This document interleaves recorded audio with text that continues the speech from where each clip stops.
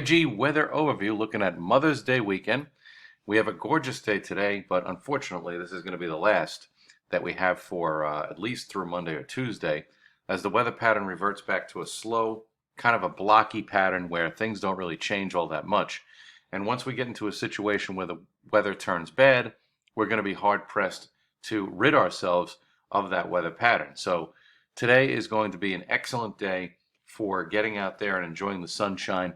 But then things are going to take a turn for Friday into the weekend, and Mother's Day, unfortunately, is going to be impacted by this gloomy weather that is going to reassert itself over the tri-state area. So today is a good day.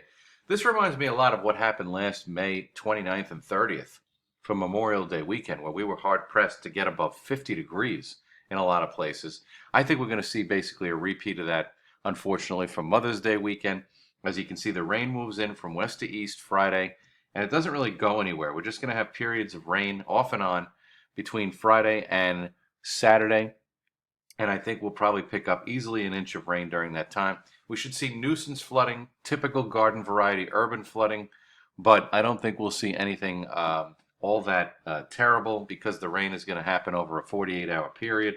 And then for Sunday, the high pressure tries to push down from Canada, and that would give us at least a chance to dry out somewhat. But the problem is that all that wind coming in clockwise is going to be from off the cool Atlantic waters. So our temperatures are not going to go anywhere, and we're going to be hard pressed to rid ourselves of cloud cover, particularly for the immediate tri-state area and points south. Now, the further north you go, you may get breaks of clouds, particularly in the mid-Hudson Valley and into portions of northwest Connecticut and northern New Jersey. But for the rest of us, we're kind of socked in for Mother's Day with a raw easterly wind and temperatures in the low to mid 50s, I think, at best. And then for Monday and Tuesday, that storm that was giving us all this problem for Mother's Day weekend, it's stubborn to leave the scene. So our winds remain from the easterly direction. We can't really get rid ourselves of these temperatures that are below normal for this time of year. We should be around 70 for this time of year, but with the winds continuing to persist off the cool Atlantic waters, here we are out to May 11th, next Wednesday, and we still have this easterly flow. Now, when we look at the overall pattern, it doesn't really give us much in the way of confidence in terms of ridding ourselves of all this nasty weather.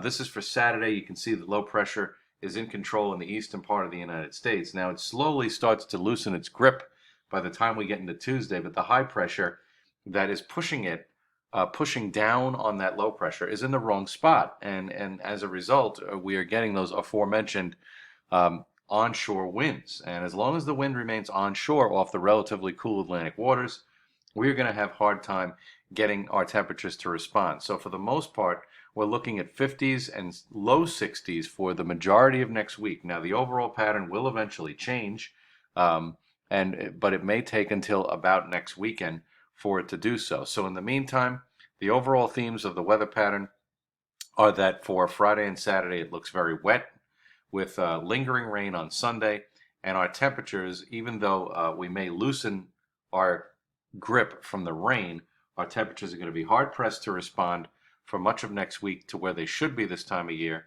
So instead of seeing around 70, we should be looking at upper 50s to low 60s for Monday and through much of next week.